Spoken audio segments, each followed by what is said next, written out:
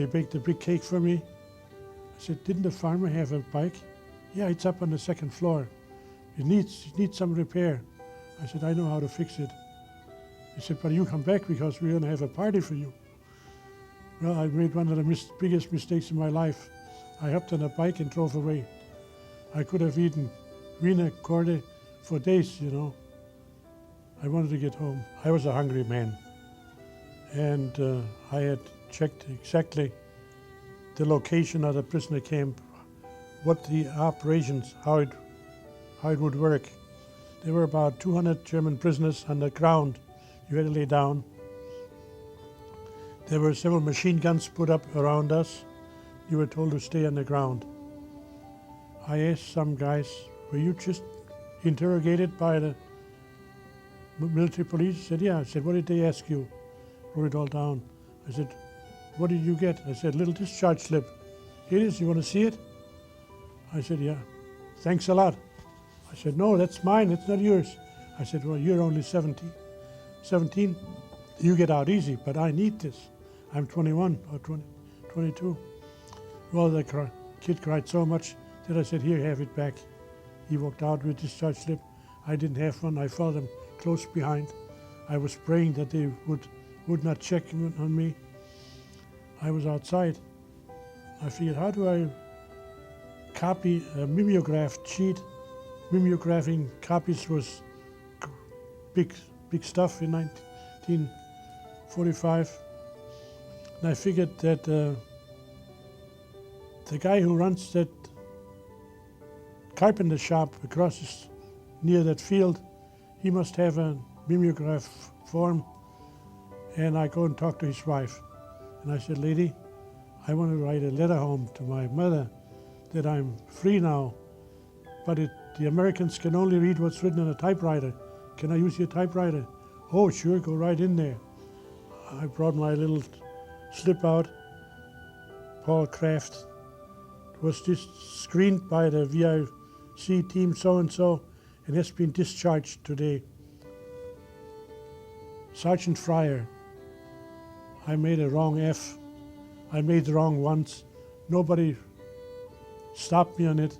As soon as they saw me pull out the little discharge slip, okay, get the hell out of here.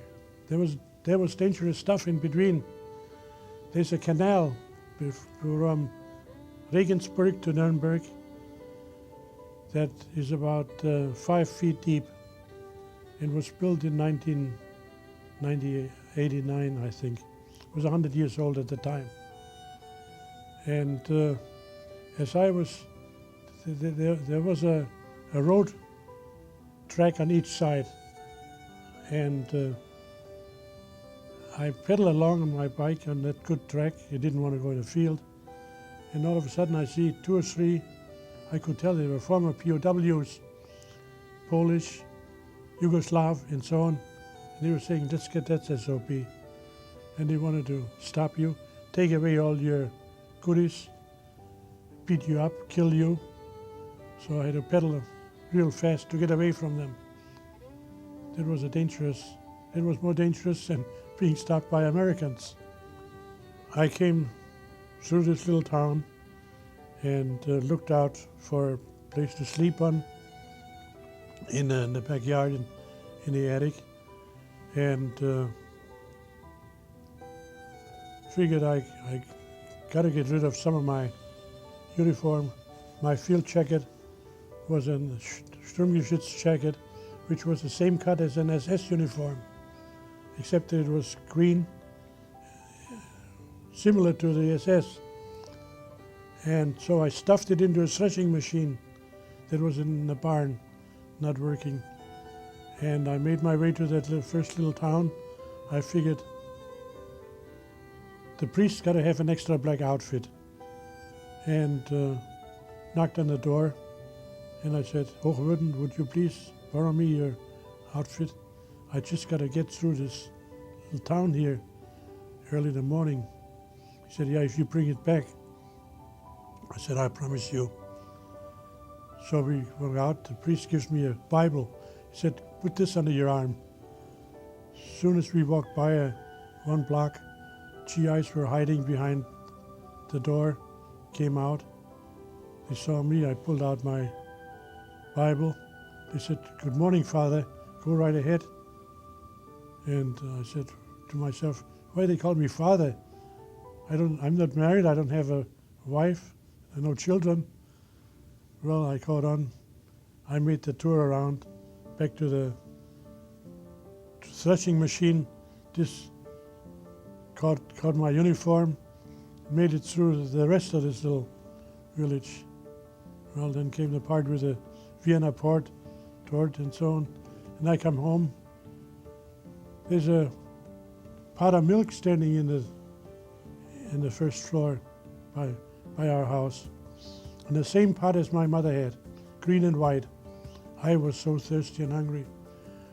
This pot was full of milk. I said, "Oh, good." I drank.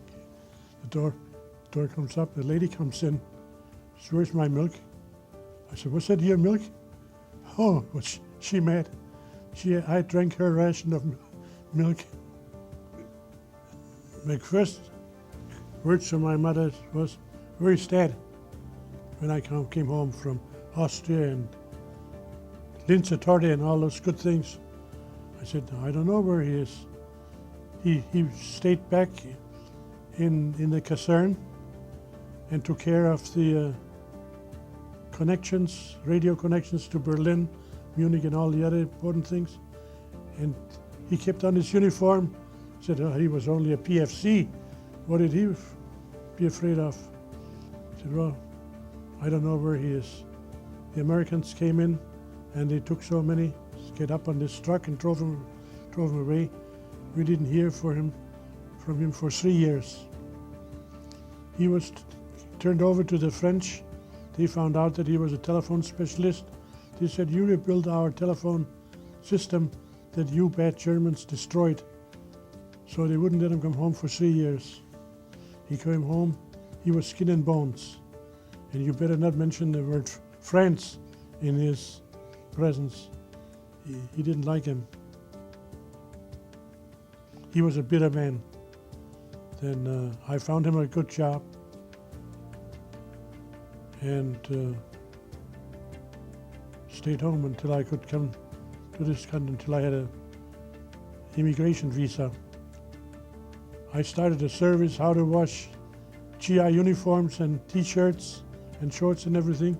And for so many T-shirts, I got a chocolate bar, or I got 2 chocolate bars. Then I changed the chocolate bars to something else, to a little food, potatoes and meat. So we made it all right through the time of liberation. And I established a good PX system for washing and ironing GI uniforms. I had so many 5 or 10 German ladies, another one every day, that come and take care of the laundry.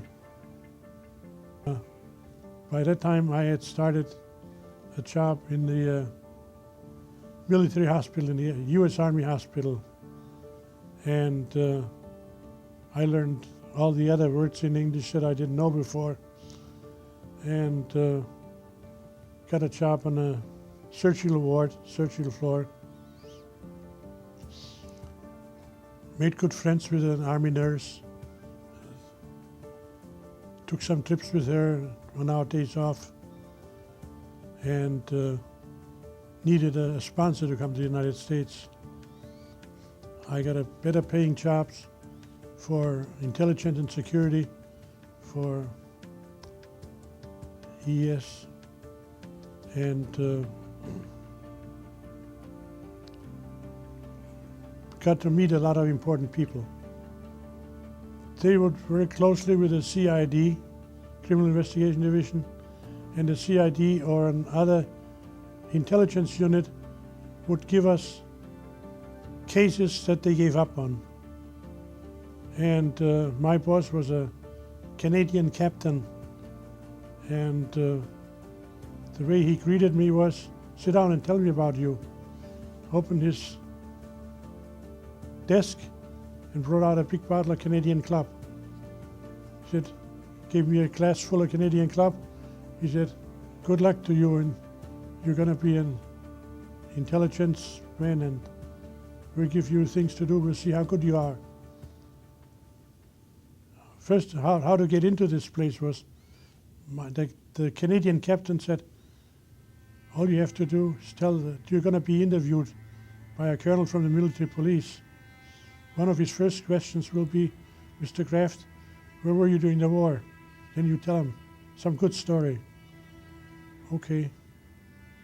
I got called in, meet Colonel Minikes, and he asked me a lot of questions. Finally, one was, where were you during the war? I was in the military police for 3 days once only. I didn't tell him that only 3 days. I was in the military police. So he said, welcome aboard. Glad to have you. We show you your office. The office that I had was twice as big as this. And I had a staff car and German cases and others, and worked with the German tax intelligence, criminal police, and so on. It was interesting. When I got a sponsor to go to the States, they didn't want me to go. They said, you were so much fun and solved so many little cases for us. It was just beginner's luck. The guy that I asked to, could you find a sponsor for me? He said, well, my dad has a good friend in the United States, and I'll write to him, see if he would help us. And how did he meet him? My father, he said, was a fighter pilot in World War I, and he fired at an American fighter pilot, and they both fell down and came down. And he met this American guy, and they stayed good friends, and the American guy became a big wheel in the movie industry. And now he lives in a big mansion on Lake Geneva.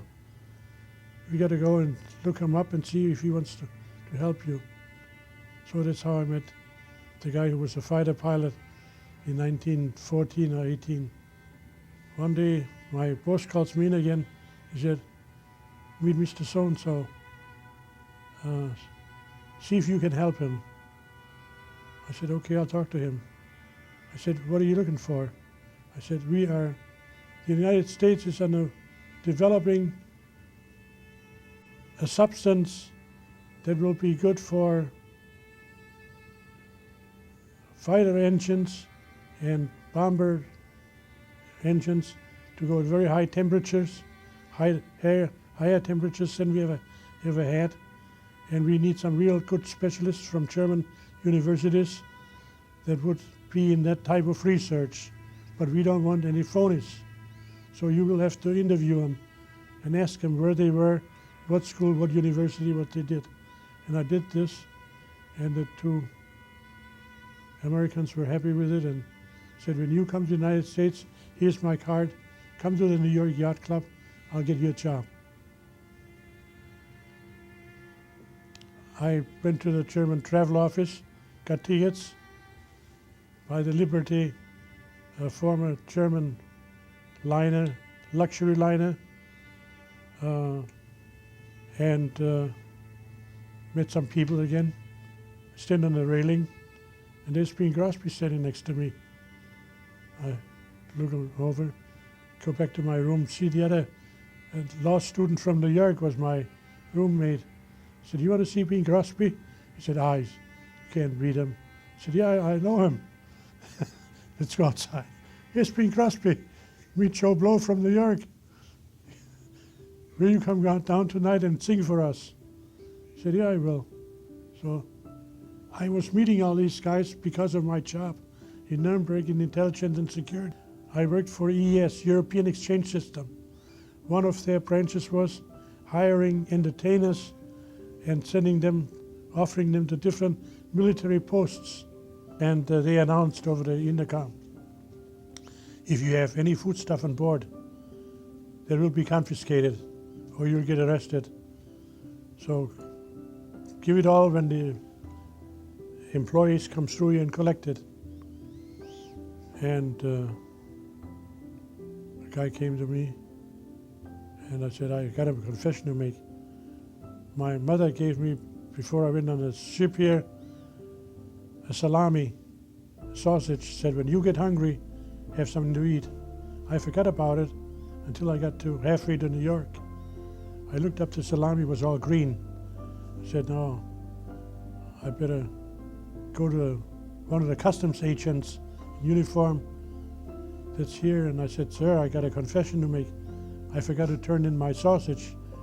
I got to confiscate it. Stay right here.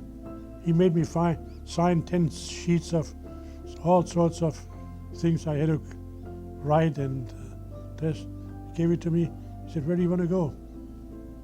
I said, somewhere to stay here where it's cheap. He said, I'll show you where. I'll show you the Hotel King Edward. $5 a night and breakfast. I'll take you there. He took me down. He flagged down a cab. The cab thought, this son of a gun must be an important guy. The customs agent calls his car, you know. So I was in New York City. I couldn't sleep all night. I was so nervous. I wanted to see that old lady standing up there. I waited for it so long to get by, and it was a great moment. I had this friend in Racine, Wisconsin. I had relatives in New Jersey. So first I called my relatives. And my uncle said before, when I wrote letters to him, please make my sponsor. He always talked about the weather or about something else, not about a sponsor. Finally, he wrote to me, since you were in the German army, you're infiltrated with Nazi ideology, you better stay where you are. I said, okay, thank you. And I thought, I'm going to look him up anyway. I drove out there, saw my aunt.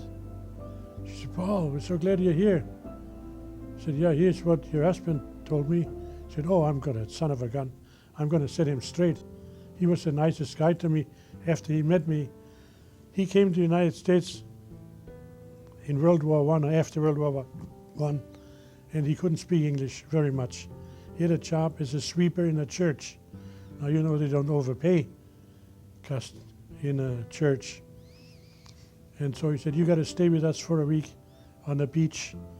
I hired a room for us, and you'll be with us. He was completely changed. He thought I would be a burden on him. He didn't have much money. His wife worked for Campbell Soup. She said, you can eat all the Campbell Soup. Well, I said, that's great. I went to Racine, and I interviewed 3 companies. Johnson's Wax, a paper company, and another company. Western Publishing was the only one that didn't say to me, $200 is all we can pay you, don't come for a year or sooner and want a raise. So I thought, oh boy, then when I went someplace else and would have gotten a job, but I decided Western Publishing was the best for it, so that's where I started. They sent me for 3 days to the Institute of Paper Chemistry in Chicago. They said, we'll see, they'll test you for 3 days, and if they say after 3 days you're good, we'll take you. Otherwise, look for another job. So that's how I started at Western Publishing. I was put into quality control and had to set up systems and procedures in what to do with bad printing. I had to work with a lot of guys at Pressman that were in the war against Germany, and they hated former German soldiers. We were not too friendly with them. So you had to learn how to make friends, how to get their confidence,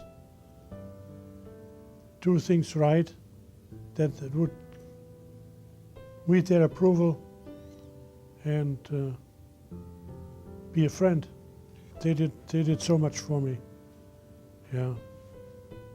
Invited me to the dances and their families. I met their families.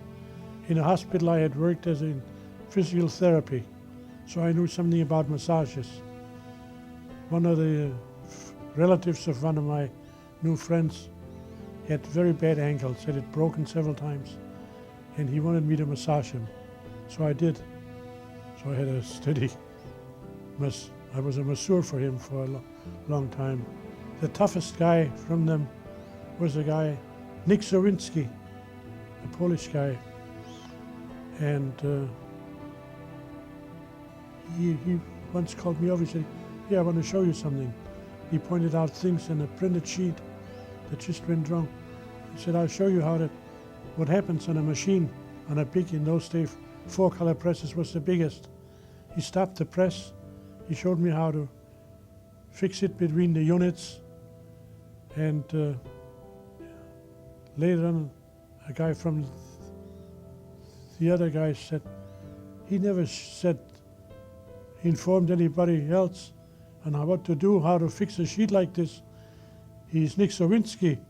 He's like a big foreman here in this place. And he helped you? I said, "Yeah, you know what happened?" Nick Zawinski asked me before all this happened, "Paul, how would you like to meet a beautiful girl?" I knew there was something smelly. I said, "Yeah, when do I do it?" He said, "On Labor Day. I know her. She's a neighbor of mine, but she has no boyfriend. But if I tell her to be at 3 o'clock at the Labor Temple, and you be there, I introduce you, you make her happy, she has only a mother, will you promise to do that?" I said, "Yeah." He said, "You sure you promise it? No matter what?" I said, I knew there was something going on. I said, "Tell him I'll be there. Labor Day, 3 o'clock. Okay. I approached Labor Temple carefully, and I see in the corner a young lady, about 300 pounds, pretty heavy. I thought, well, you can't disappoint her. I said, "I'm Paul Kraft. Did Nick Zawinski tell about you?" He said, "Yeah, he did." I said, "Let's go through the park here. You're a nice lady." And she was happy, and I met her. She said, "My mother made a cake for us. Will you come and eat it?" I said, "I'd love to." So I made friends with a nice lady, good family. Other guys from Western Publishing found out what I did, that I was the first guy who took out the gal. Until my company called me and said, we need a new purchasing manager in Poughkeepsie, New York. And I always wanted to go to New York State. I read so much about FDR, about the countryside, the Hudson Valley, mid-Hudson Valley, between New York and Poughkeepsie. There are many, many things to see in that area. It was a time when I came where the hippies wore all their medals, and I drove out with my girlfriend that later became my wife to the Adirondacks and so on. Traded German souvenirs for American souvenirs. They said, "We're going to transfer you. We need your help now. You did a good job, and we transferred you from Poughkeepsie to New York. Now we're going to transfer you to Wisconsin, back to Wisconsin. Will you like that?" I said, "Yeah, sure. I lived there once 25 years. So I came to the big printer and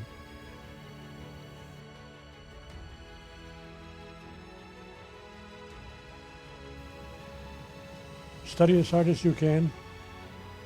Pick something that you want to become a specialist in, that interests you.